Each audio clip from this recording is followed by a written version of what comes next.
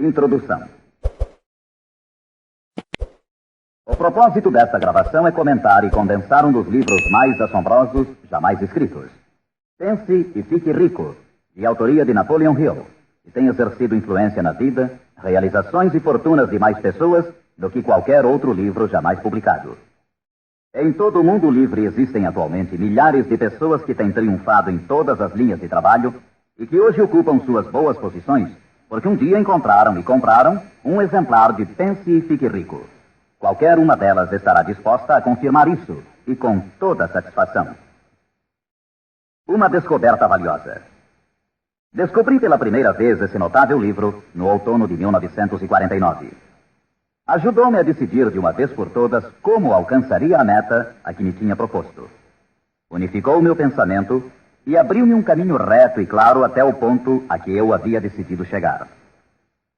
Um de meus melhores amigos, que encontrou o livro há anos, ficou tão fascinado pelo seu conteúdo que permaneceu em casa durante 3 dias, lendo e meditando acerca das ideias ali expostas. Depois, aplicou seus princípios e agora ocupa a posição mais alta dentro da indústria em que trabalha. Por outro lado, tenho estado nos escritórios de altos executivos e tenho escutado dirigentes de empresas famosos mundialmente, alguns com idade suficiente para serem meus pais.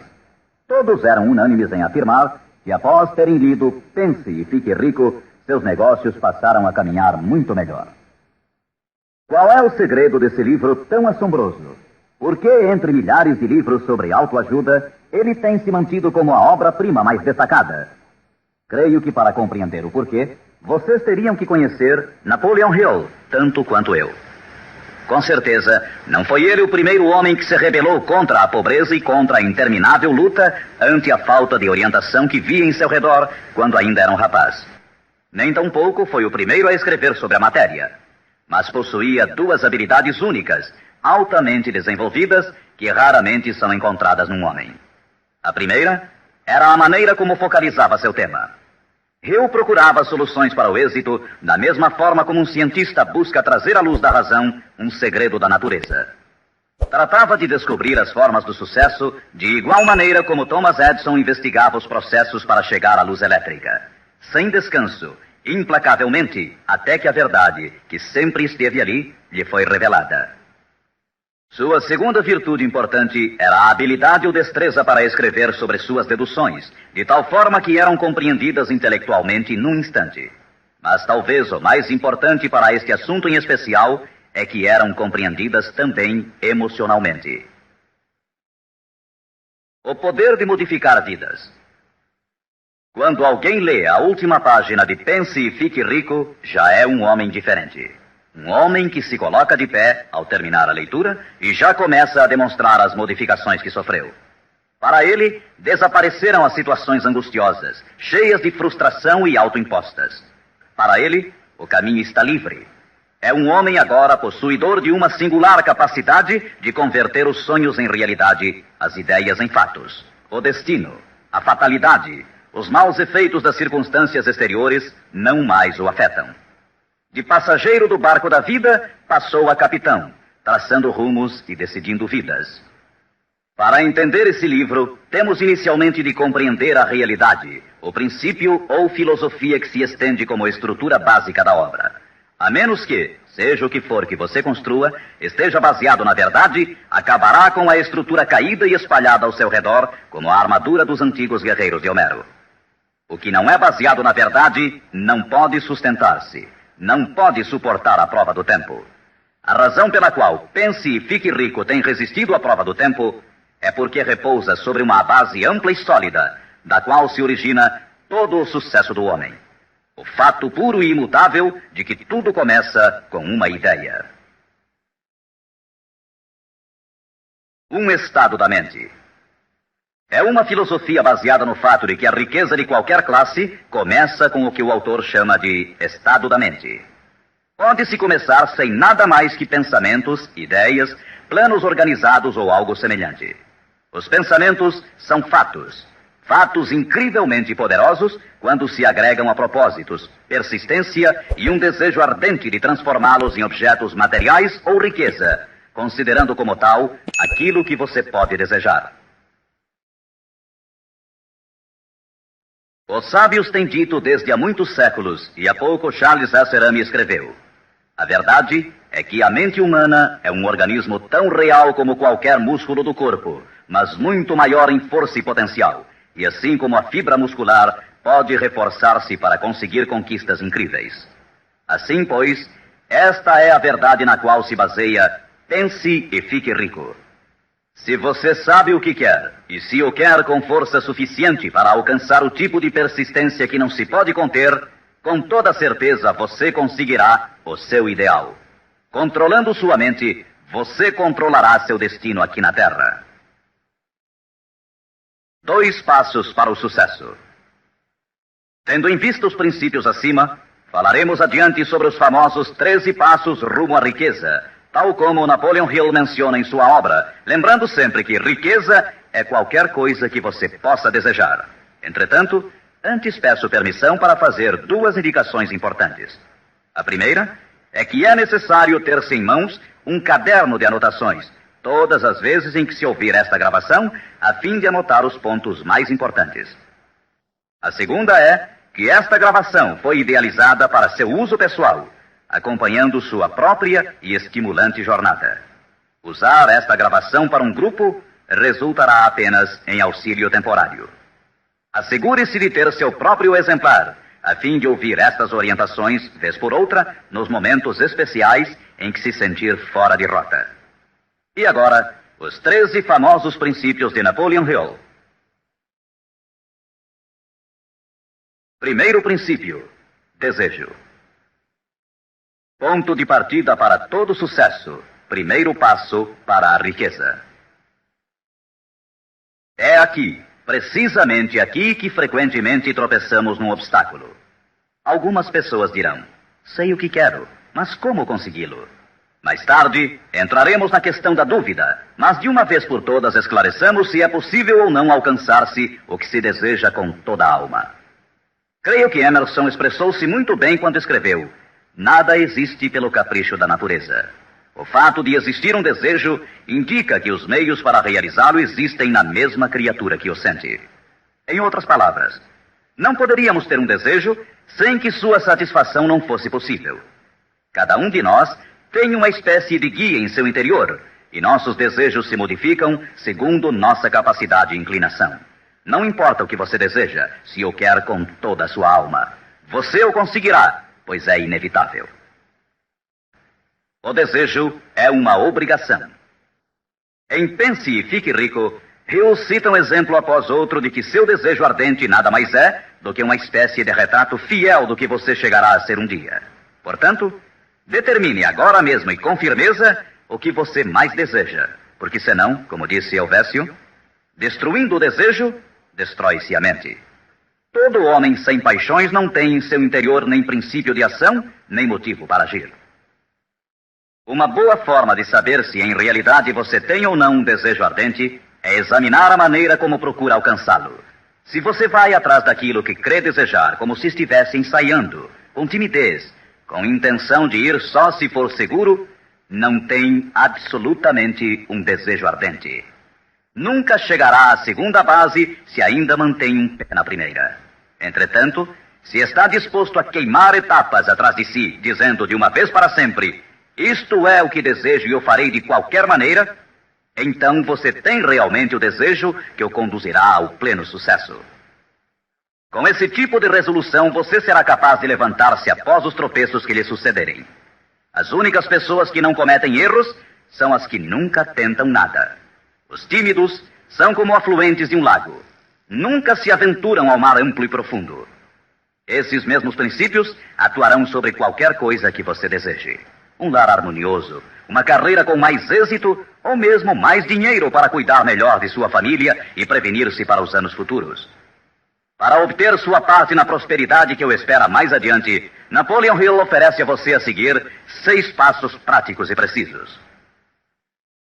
6 passos vitais. Primeiro, fixe em sua mente a quantidade exata de dinheiro que deseja. Não é suficiente dizer: desejo muito dinheiro. Seja preciso com relação à quantidade. Existe uma razão psicológica quanto a essa precisão e que será abordada posteriormente. Segundo, determine com exatidão o que se propõe a dar em troca do dinheiro que deseja. Não é possível obter-se algo a troco de nada. Terceiro, estabeleça a data concreta em que terá todo o dinheiro que deseja. Quarto, idealize um plano definido para levar a cabo o seu desejo e dê início imediatamente. Quinto, coloque todas essas ideias no papel. A quantidade de dinheiro que deseja, o que dará em troca, a data exata e descreva claramente o plano idealizado. Sexto, leia sua manifestação escrita em voz alta pelo menos 2 vezes ao dia. Uma vez, imediatamente antes de deitar-se à noite, e outra, ao levantar-se pela manhã. Enquanto lê, sinta-se, veja-se e creia-se como se já tivesse o dinheiro, ou seja, qual for o seu objetivo. É importante que você siga estas instruções ao pé da letra. Ouça diversas vezes esta parte da gravação até que a conheça muito bem, pois o desejo é o mais importante dos 13 princípios. Este capítulo do livro termina com as seguintes palavras: através de algum estranho e poderoso princípio de química mental, ainda desconhecido, o impulso do desejo é envolvido por algo que não reconhece palavras tais como impossível e não aceita o fracasso como realidade. Segundo princípio, fé. A fé é imprescindível para o sucesso. Você jamais teria pensado em seu desejo principal se a fé não estivesse presente dentro de sua mente. Às vezes, você poderá encontrar dificuldades em ter fé em si próprio, mas tenha a certeza de que encontrará muita fé nesses princípios. Use-os, portanto. Vejamos o que Napoleon Hill diz sobre a fé. A fé é um estado de espírito que pode ser induzido ou criado por meio de afirmações ou instruções repetidas à mente subconsciente através do princípio da autossugestão. Isto significa nem mais nem menos que uma sugestão pode ser implantada por você mesmo, conscientemente, assim como uma autobiografia é uma história escrita por uma pessoa sobre si mesma. Projetando a imagem mental de você mesmo, tendo em destaque seu desejo principal e repetindo tal ação várias vezes, isso resultará na fé de que necessita. A fé é vital para o sucesso. O imperador Napoleão Bonaparte disse uma vez: todo andaime religioso se desarruma como um edifício em ruínas ante uma só palavra: fé. Por sua vez, Goethe afirmava: as épocas de fé são épocas frutíferas. As épocas de incredulidade, ainda que esplendorosas, são estéreis de todo o bem permanente. E como disse Schlegel, na vida real, toda grande empresa começa e dá seu primeiro passo com a fé. Portanto, tenha fé de que pode alcançar aquilo que busca, porque jamais você poderia ter se decidido se não pudesse alcançá-lo. Autoconfiança. Em seu capítulo sobre a fé, Hill oferece uma fórmula para a autoconfiança: repetir-se a si mesmo constantemente. Primeiro, sei que tenho a capacidade de alcançar o objetivo de meu propósito definido na vida. Portanto, exijo persistência de mim mesmo, ação contínua para a execução. E aqui agora prometo executar esta ação.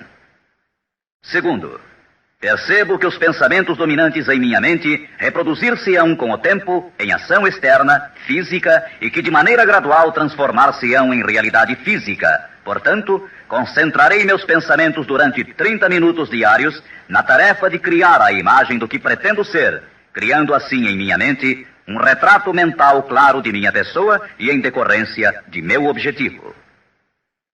Terceiro, sei que através do princípio da autossugestão, qualquer desejo que alimente com persistência em minha mente, buscará com o tempo a maneira, através de meios práticos, para alcançar o objetivo que há por detrás dele. Portanto, dedicarei 10 minutos de cada dia para exigir de mim mesmo o desenvolvimento da autoconfiança. Quarto, detalharei por escrito os objetivos principais e concretos de minha vida. E nunca deixarei de tentar alcançá-los até que tenha desenvolvido a autoconfiança suficiente para isso. Quinto, sei que nenhuma riqueza ou posição pode durar muito, a menos que seja erguida sobre a verdade e a justiça. Por conseguinte, não participarei de qualquer atividade que não beneficie a todos os que dela participem. Terei sucesso em conseguir a cooperação de outras pessoas, bem como em atrair o pessoal desejado. Induzirei outros a servir-me através da minha boa disposição em servir aos demais. Eliminarei o ódio, a inveja, os ciúmes e o egoísmo, oferecendo amor a toda a humanidade, pois sei que uma atitude negativa nunca me trará o sucesso. Farei com que os demais creiam em mim, pois creio neles e em mim mesmo.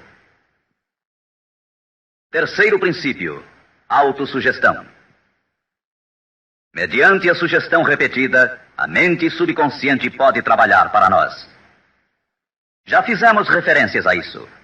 A autossugestão é a faculdade de ser capaz de concentrar na mente o nosso ardente desejo, até que o nosso subconsciente o aceite como uma realidade e comece a imaginar os meios para realizá-lo.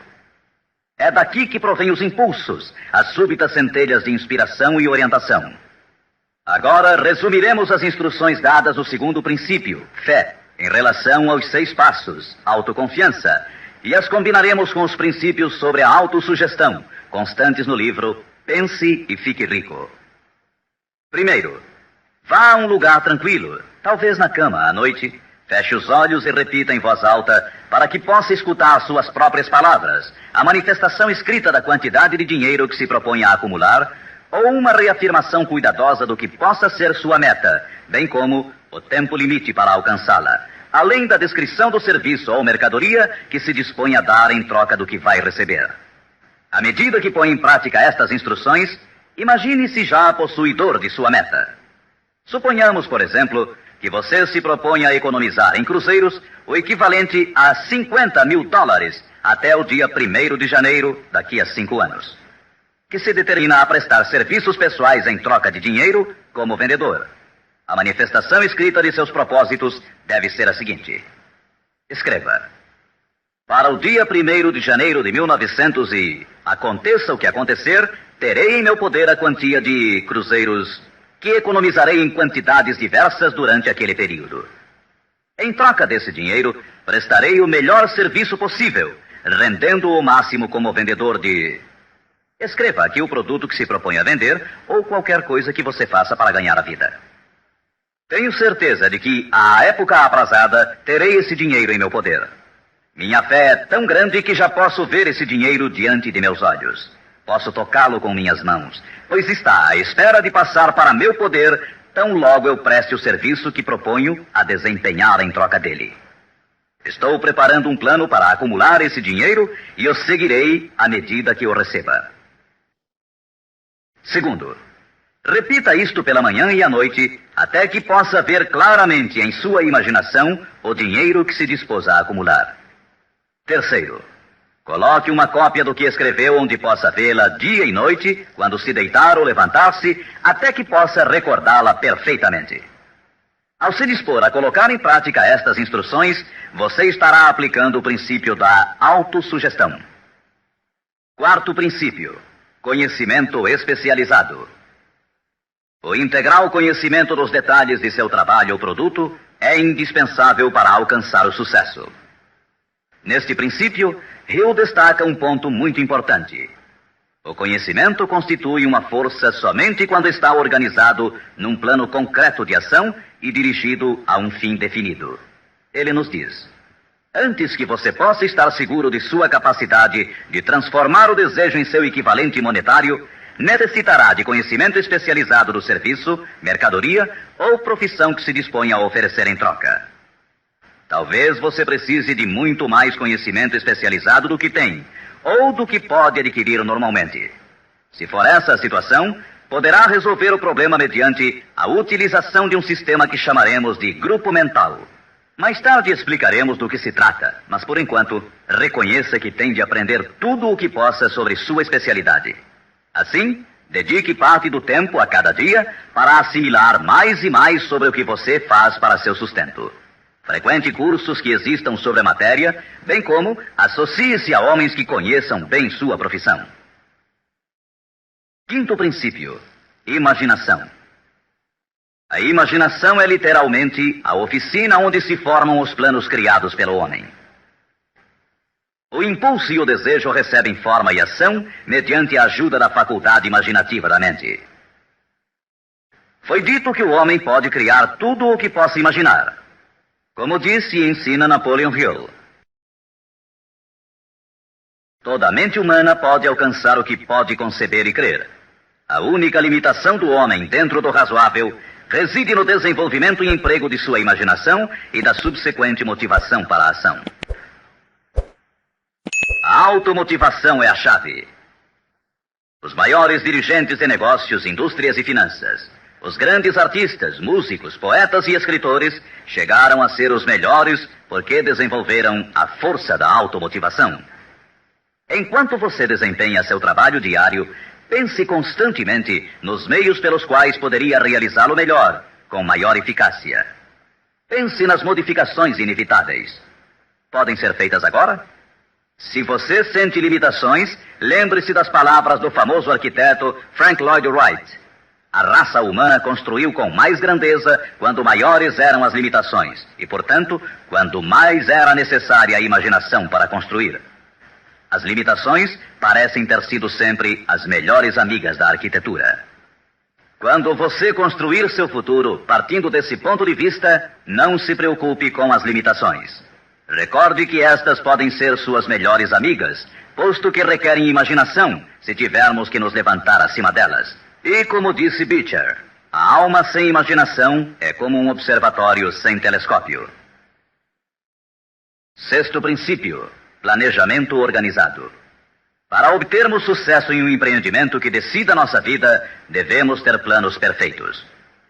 Se você já decidiu qual é o seu desejo, qual é a sua meta, organizemos agora um plano para a sua realização, de acordo com um programa. Citarei novamente: pense e fique rico.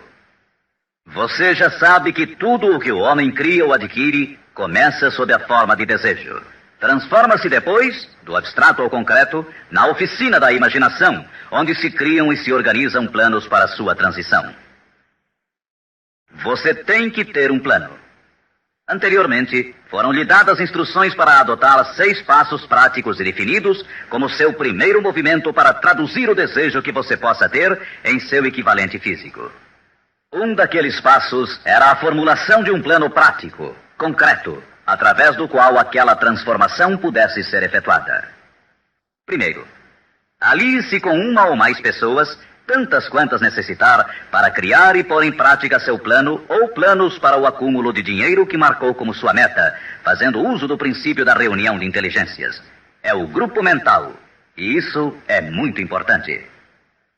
Segundo, antes de formar seu grupo mental, decida quais as vantagens e benefícios que pode oferecer individualmente aos membros do grupo que a formam em troca de sua cooperação. Ninguém trabalhará de forma indefinida, sem alguma forma de compensação, ainda que esta não seja em dinheiro. Terceiro, reúna-se com os membros de seu grupo 2 vezes por semana, pelo menos, e com maior frequência, se possível, até que tenham aperfeiçoado o plano ou planos para a consecução de sua meta. Quarto, mantenha uma harmonia perfeita entre você e cada membro de seu grupo mental. Tenha em vista 2 fatos.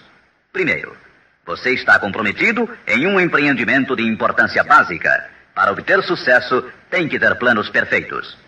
Segundo, deve ter a vantagem da experiência, instrução, capacidade e imaginação naturais de outras mentes. Este é o método seguido por todas as pessoas que têm se sobressaído da média. Dedique-se a isto até que tenha um plano formal bem organizado para alcançar seu objetivo. Desta forma, você nunca estará confuso ou pensando no que deve fazer em seguida. Cada manhã saberá com exatidão o que vai fazer e por que o fará. Adquira estas qualidades de dirigente. É neste capítulo de Pense e Fique Rico que Hill nos fala das características que deve ter o homem que dirige. Primeiro, determinação. Segundo, autocontrole. Terceiro, acurado senso de justiça. Quarto, exatidão nas decisões. Quinto, precisão nos planos. Sexto, hábito de fazer mais do que recebe como pagamento. Sétimo, personalidade agradável. Oitavo, simpatia e compreensão. Nono, domínio do detalhe. Décimo, boa disposição para assumir toda a responsabilidade. 11º, sentido de cooperação. O capítulo sobre planejamento organizado é um dos mais importantes do livro. Basta dizer que um homem sem plano é como um barco sem rumo. Não tem para onde ir e sofrerá um desastre quase inevitavelmente. 7º princípio, decisão. A demora, o oposto da decisão, é um inimigo que todo homem tem que vencer. A análise minuciosa de mais de 25 mil homens e mulheres que experimentaram fracassos revelou que a falta de decisão estava na cabeça da lista das 30 causas principais do fracasso.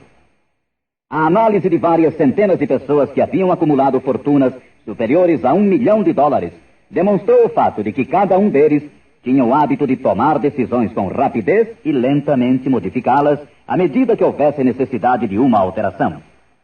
As pessoas que fracassaram em acumular dinheiro, sem exceção, quase sempre tinham o hábito de tomar decisões com lentidão e depois modificavam-nas com rapidez e frequência. Ter um objetivo concreto torna mais fácil a tarefa de tomar decisões rápidas. Entre os inúmeros exemplos citados por Hill, um dos mais conhecidos é o caso de Henry Ford. Uma das qualidades mais destacadas daquele industrial era seu hábito de tomar decisões concretas com rapidez e depois modificá-las com calma. Esse modo de ser era tão pronunciado em Ford que lhe deu reputação de obstinado. Foi essa aptidão que o impulsionou a continuar fabricando seu famoso modelo T, o automóvel mais feio do mundo, mas naquele tempo o mais prático, apesar de todos os seus assessores e alguns dos compradores insistirem para que ele o modificasse. Talvez Ford tenha demorado muito em fazer as alterações, mas o resto da história é que sua firmeza de decisão produziu-lhe uma enorme fortuna, sem que fosse necessário modificar o modelo, e seguramente a companhia hoje não está pior por isso. Quando você tiver uma ideia, apegue-se a ela. As pessoas que fracassam, em sua maioria, geralmente se influenciam com facilidade pela opinião dos demais, deixando-se inclinar sem dificuldades. Permitem que os jornais e falatórios dos vizinhos pensem por elas, mesmo sabendo que as opiniões são as mercadorias mais baratas da terra. Siga seu próprio conselho ao colocar em prática os princípios aqui descritos, tomando suas próprias decisões e seguindo-as. Não faça confidências a ninguém, exceto aos membros do seu grupo mental, e tenha muito cuidado na seleção desse grupo, escolhendo somente aqueles que simpatizem e harmonizem totalmente com seus propósitos. Os amigos íntimos e familiares, ainda que isto não signifique que o façam constantemente, atrapalham com suas opiniões e, às vezes, por causa do ridículo. Milhares de homens e mulheres arrastam consigo complexos de inferioridade durante toda a vida, porque alguma pessoa bem intencionada, mas ignorante, destruiu toda a sua confiança através de opiniões ou expondo-as ao ridículo. Se uma decisão merece algo, você deve agarrar-se a ela até que a tenha desenvolvido completamente. 8º princípio, persistência. A força de vontade e o desejo, adequadamente combinados, constituem uma dupla irresistível. Segundo Hill, persistência é como a força de vontade e combina-se com o homem como o carvão ao aço. Em inumeráveis casos, a persistência tem sido a única diferença entre o sucesso e o fracasso. É a falta dessa qualidade, mais do que qualquer outra, que impede a grande maioria de triunfar. Tentam algo, mas tão logo o caminho se torna áspero, desistem. A experiência com milhares de pessoas tem demonstrado que a falta de persistência é uma fraqueza comum à maioria das pessoas. É um defeito que pode ser vencido pelo esforço. Se você quer realizar um determinado desejo, tem que formar o hábito da persistência. As coisas parecerão difíceis. Será como se já não houvesse razão para continuar. Tudo em você dirá que deve renunciar, que deixe de tentar. É precisamente então quando os homens se distinguem dos meninos. É aqui, exatamente quando se percorre essa distância extra e se continua adiante, que os horizontes se aclaram e os primeiros sinais da abundância que há de ser sua pela persistência começam a ser vistos. Com a persistência virá o sucesso. A persistência pode ser cultivada. A persistência é um estado mental, portanto, pode ser cultivada. Como todos os estados da mente, a persistência se baseia em causas definidas, e entre elas encontramos as seguintes. Primeira, unidade de propósito, saber o que se quer. Segunda, desejo. Terceira, confiança em si mesmo. Quarta, unidade de planos. Quinta, conhecimento preciso, saber que seu plano é firme. Sexta, cooperação. A simpatia, a compreensão e a cooperação harmoniosa dos demais tende a desenvolver a persistência. Sétima, força de vontade. Oitava, hábito. A persistência é resultado direto do hábito. Nono princípio, usar a força de seu grupo mental. Duas mentes que se unem nunca deixam de criar uma terceira força, invisível, intangível, que pode ser comparada a uma terceira mente. É neste capítulo que Hill descreve a importância de formar-se um grupo de pessoas que simpatizem com o seu desejo.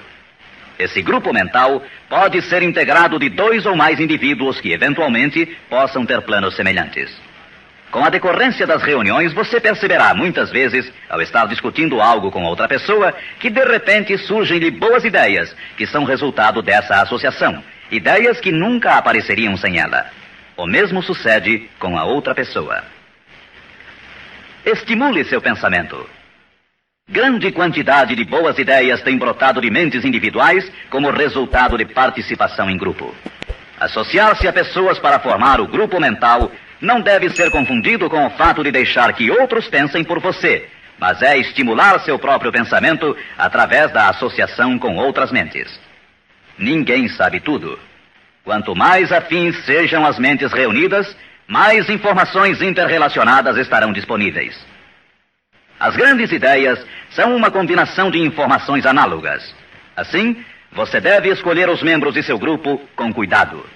Assegure-se que sejam pessoas que você respeita e que trabalhem conscientemente.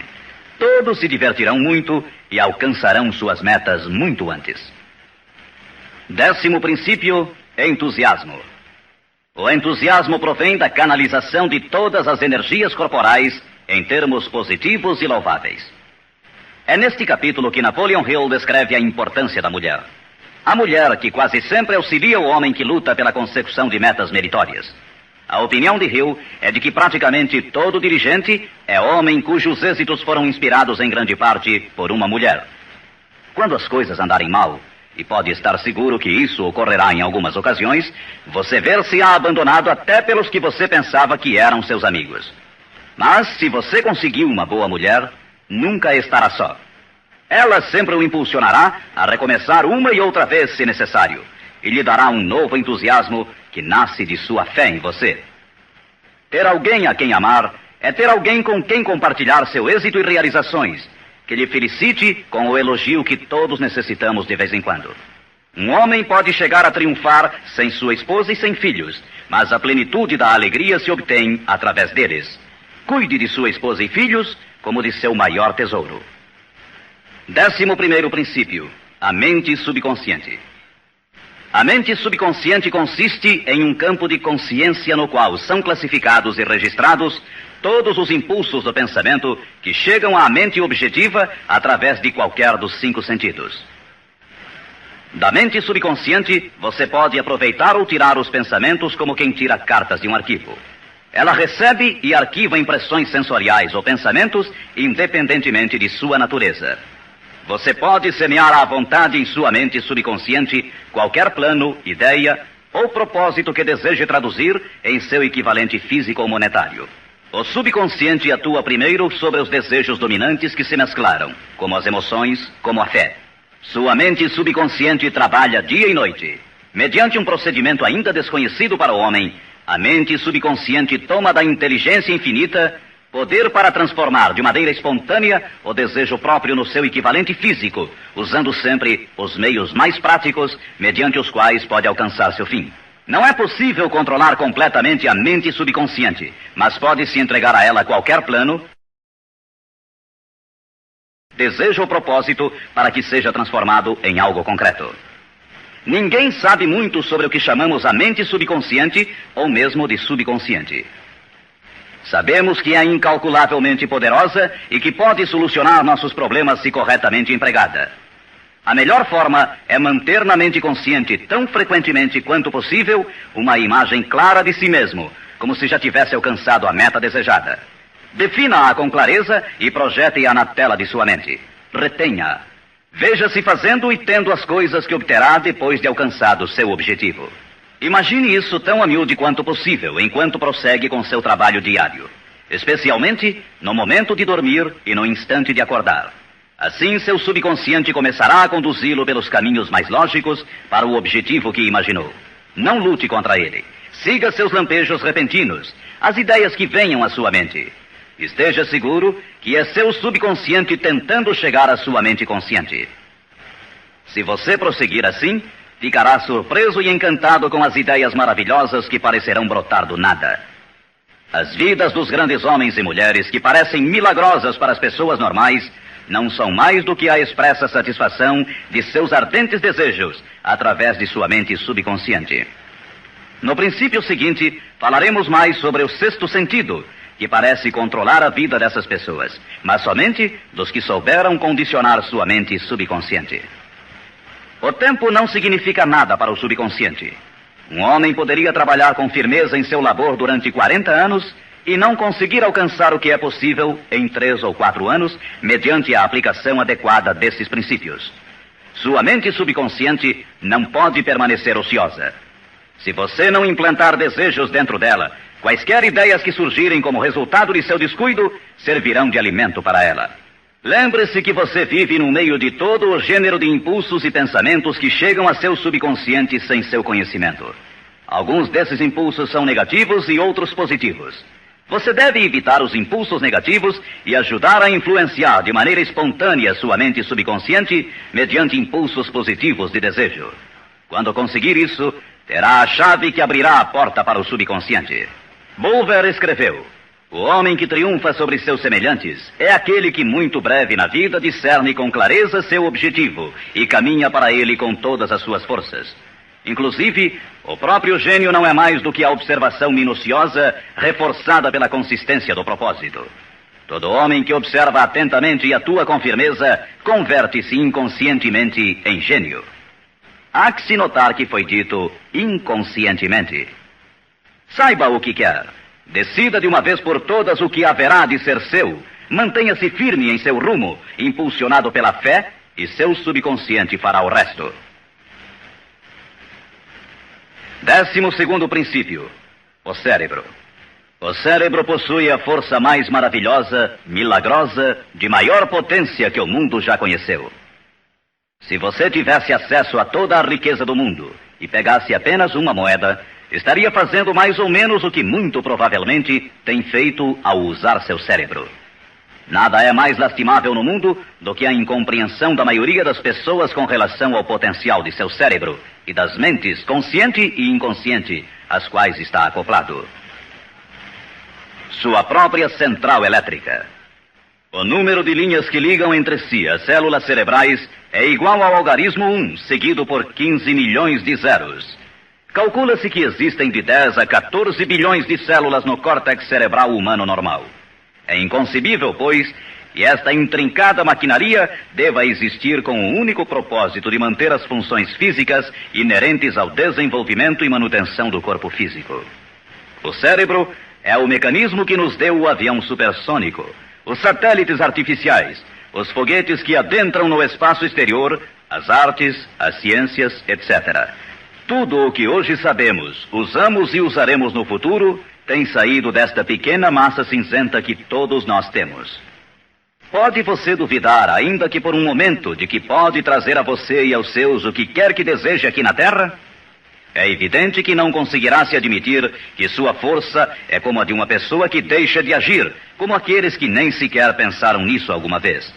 Deixe para o cérebro o trabalho que você decidiu realizar e veja como ele o executa. 13º princípio: o sexto sentido. O sexto sentido é o equipamento receptor através do qual chegam à mente ideias, planos e pensamentos que às vezes recebem o nome de lampejos repentinos ou inspirações. O sexto sentido pode ser descrito como sendo o sentido através do qual a inteligência infinita pode e efetivamente se comunica com o indivíduo de maneira espontânea e sem esforço algum por parte deste. Eis aqui a base desta filosofia. só pode ser assimilada, compreendida e aplicada depois de dominados os primeiros 12 princípios. O sexto sentido é aquela parte da mente subconsciente que nos referimos como imaginação criadora e desafia qualquer descrição. Por outro lado, torna-se difícil explicar o que seja para qualquer pessoa que não tenha dominado os demais princípios desta filosofia, o que estes princípios representam, porque falta a essa pessoa o conhecimento e a experiência com os quais possa comparar o sexto sentido. Este sentido pode ser adquirido. O sexto sentido não é algo que possa ser ligado e desligado à vontade. A capacidade de empregar essa enorme força chega pouco a pouco, através da aplicação dos outros princípios que esboçamos. Muitos indivíduos adquirem um conhecimento prático do sexto sentido antes dos 40 anos de idade. Entretanto, com maior frequência é adquirido depois de bem passados os 50, porque as forças espirituais com as quais está intimamente ligado o sexto sentido geralmente não amadurecem e chegam a ser utilizadas, senão através de vários anos de meditação, de autoanálise e de pensamentos corretos. Todavia, nada nos impede que comecemos a desenvolvê-lo desde agora, aplicando com entusiasmo os princípios que foram expostos até aqui. Lembre-se disto. O homem nada pode criar que não tenha gerado antes sob a forma de um impulso de pensamento, que vai se traduzindo em equivalente físico, ainda que seja pensamento espontâneo ou involuntário. Finalmente, recorde-se sempre deste conselho. Afaste o temor de sua mente, concentrando-se na imagem mental de sua meta, seu maior desejo, e vença. O que vários homens famosos acharam desta mensagem? Agora, quero mencionar que Pense e Fique Rico tem recebido a entusiasta aprovação de muitos dos maiores homens que existiram. Todos esses grandes homens aplaudiram e usaram os princípios de Napoleon Hill. Citarei somente alguns. Os presidentes dos Estados Unidos, William Howard Taft e Woodrow Wilson. F. W. Woolworth mencionou que havia aumentado muito sua cadeia de armazéns aplicando muitos destes princípios. Robert Dollar, que construiu uma grande companhia de navegação, escreveu: se há 50 anos tivesse usado esta filosofia, imagino que poderia ter feito tudo o que fiz na metade do tempo. Tenho esperança que o mundo a descubra e o recompense. Samuel Gompers disse: o domínio destes princípios é uma apólice de seguro contra o fracasso. John Wanamaker, o príncipe dos comerciantes, escreveu: sei que seus fundamentos são reais, porque os tenho aplicado em meu negócio há 30 anos. Também o aplicaram George Eastman, o maior fabricante de câmaras fotográficas do mundo, Thomas Edison, Luther Burbank, Theodore Roosevelt, E.M. Statler, John Rockefeller e muitos mais. Como é óbvio imaginar-se, as opiniões destes homens não poderiam ser compradas com todo o dinheiro do mundo. O que temos mencionado aqui pode mudar sua vida, pode trazer-lhe todas as coisas proveitosas que deseje na vida para você e sua família. Afaste-se da média, do medíocre e enderece seu rumo de acordo com os sonhos de seu coração. Estes 13 princípios não o decepcionarão nunca enquanto você os empregar. Sua grande oportunidade pode estar precisamente onde você se encontra agora. Siga estas instruções fielmente e o resultado aparecerá diante de você. A última recomendação de Napoleon Hill: não procure a oportunidade longe. Assim, a reconheça e aproveite-a onde você se encontra.